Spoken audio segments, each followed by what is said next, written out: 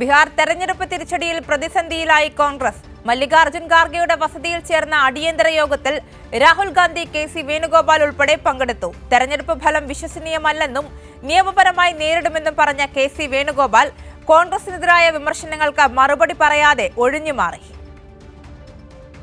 തെരഞ്ഞെടുപ്പിൽ 70-ലധികം സീറ്റ് വേണമെന്നും മുന്നണി മര്യാദ പോലും പാലിക്കാതെ സഖ്യ സ്ഥാനാർത്ഥികൾക്കെതിരെ സ്വന്തം നിലയിൽ സ്ഥാനാർത്ഥികളെ നിർത്തിയതുൾപ്പെടെ മഹാഗഡ്ബന്ധനിൽ കോൺഗ്രസ് സ്വീകരിച്ച നിലപാടുകൾക്കെതിരെ വലിയ വിമർശനമുയർന്ന സാഹചര്യത്തിലാണ് ഹൈക്കമാൻഡ് അടിയന്തര യോഗം ചേർന്നത്.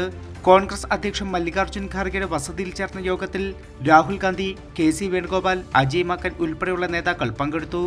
രാഹുൽ ഗാന്ധി തേജസ്വി യാദവുമായും ചർച്ച നടത്തി.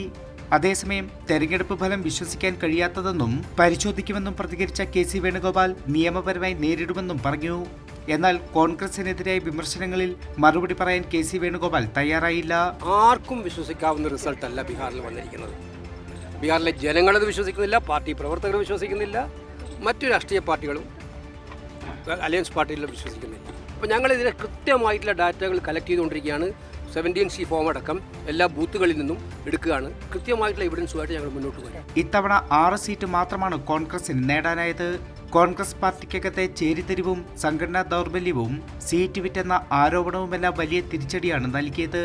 അതിനിടെ ബീഹാറിൽ തെരഞ്ഞെടുപ്പ് കമ്മീഷനെതിരെ കൂടുതൽ ആരോപണവുമായി പ്രതിപക്ഷ പാർട്ടികൾ രംഗത്തു വരുന്നുണ്ട്. SIR നടപ്പാക്കിയ ശേഷം ബീഹാറിൽ ഉണ്ടായിരുന്നത് 7,42,00,000 വോട്ടർമാരാണ്. എന്നാൽ തെരഞ്ഞെടുപ്പ് കമ്മീഷന്റെ കണക്ക് പ്രകാരം 7,45,00,000 വോട്ടുകളാണ് പോൾ ചെയ്തത്.